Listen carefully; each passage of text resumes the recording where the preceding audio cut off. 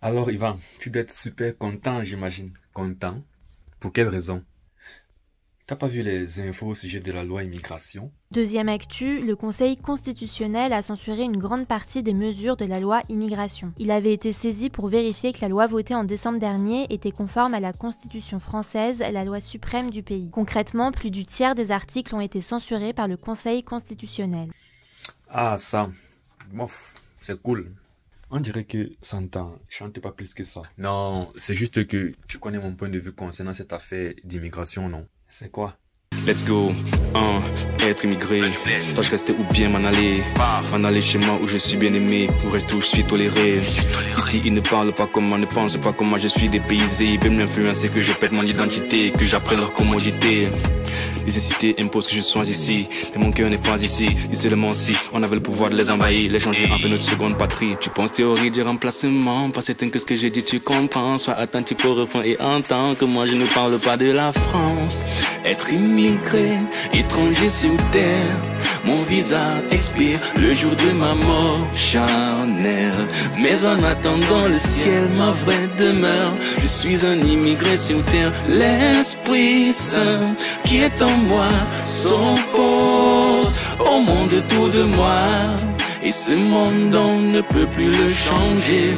Je m'en irai, je suis un immigré sur terre. Ah oui, ça, tu dis que tu es immigré sur terre. Je suis un immigré sur terre. On est tous de passage ici-bas. Donc dans tous les cas, après ma mort, moi, je vais retourner chez moi. Chez toi, c'est où? Auprès de Dieu. Et les gens feraient mieux d'y penser d'abord avant de discuter des choses éphémères qui finiront tôt ou tard par passer. Si tu le dis. Et après, chaque pays est libre de définir sa politique d'immigration comme il entend. Je veux dire, je peux comprendre les arguments pour visser l'immigration, pour la dévisser. Bon, en soi, voilà, tout ça ne me choque pas tant que ça. Toi, qu'est-ce qui t'intéresse alors ou qu'est-ce qui te choque dans la vie? Les choses qui intéressent Dieu, la justice, la morale, la valeur de la vie. Tu vois, les gens ont fait par exemple tout un bruit avec la loi immigration.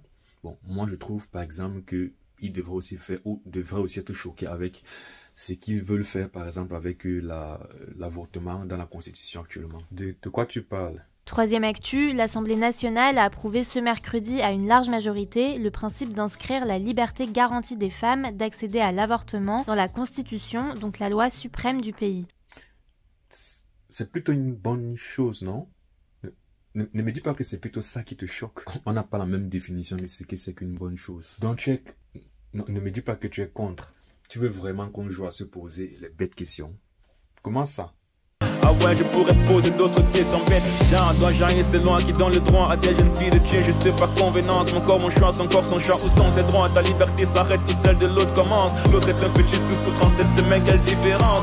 Les droits humanitaires, plutôt droit à l'immoralité de nos jours. Sans une guerre menée contre Dieu, mais au nom de l'amour. Le péché, manque de crainte et de Dieu rend les gens fous. Il va flou, l'embrasse mais nous voyons tout. Mais ce qui m'énerve le plus n'est pas ce qui se passe ailleurs. Moi j'ai horreur devant l'église, de plus en plus copier le monde. Peine de trancher sur des questions basiques qu'en l'ancienne époque, sans contester même le plus aimé qui aurait dit là c'est trop, prêcher avec douceur. Quand le mal grandit avec violence, ce qui veut dire j'ai peur de parler et dire des choses décentes. Être politiquement correct et faire preuve de bienveillance. Sodome n'a pas eu cette chance, donc Dieu manqua de tolérance. Peut-on encore dire la vérité sans s'excuser? Tu me diras si tu parles, la société va t'expulser. Te blacklister quand c'est culture normale, il en fait un Jésus. Ils veulent enlever tes droits, mais toi garde ta conscience pure. Ne te laisse pas conformer au siècle présent pour qui l'amour excuse tout jusqu'au péché pour lequel Christ est mort pour nous. Dieu l'a brisé parce qu'il portait sur lui l'iniquité de tous. La plus grande preuve d'amour de Dieu illustrée par sa haine du mal. Tu dois haïr le péché, c'est la vraie preuve d'amour. Si tu penses que j'en fais trop, que je suis trop négatif, attends de voir Dieu au jour du jugement. Tu diras, Ivan allait être le plus positif que j'ai connu, en comparaison de la colère de celui qui est assis sur le trône pour juger et qui accomplira ses paroles dites au prophète Sophonie. Sophonie 1. Je détruirai tout sur la face de la terre, dit l'Éternel. Je détruirai les hommes et les bêtes, les oiseaux du ciel et les poissons de la mer, les objets de scandale et les méchants avec eux. J'exterminerai les hommes de la face de la terre, dit l'Éternel. Ceux qui se sont détournés de l'Éternel et ceux qui ne cherchent pas l'Éternel, qui ne le consultent pas. En ce jour-là, dit l'Éternel, il y aura des cris à la porte des poissons, des lamentations dans l'autre quartier de la ville et un grand désastre sur les collines. En ce temps-là, je fouillerai Jérusalem avec des lampes et je châtierai les hommes qui reposent sur leur lit et qui disent dans leur cœur, l'Éternel ne fait ni bien ni mal. Leurs biens seront au pillage et leurs maisons seront dévastées. Ils auront bâti des maisons qu'ils n'habiteront plus. Ils auront planté des vignes dont ils ne boiront plus le vin. Le grand jour de l'Éternel est proche, il est proche. Il arrive en toute hâte. Le jour de l'Éternel fait entendre sa voix et le héros pousse des cris amers. Ce jour est un jour de fureur, un jour de détresse et d'angoisse, un jour de ravage et de destruction, un jour de ténèbres et d'obscurité, un jour de nuit et de brouillard, un jour où retentiront la trompette et les cris de guerre contre les villes fortes et les tours élevées.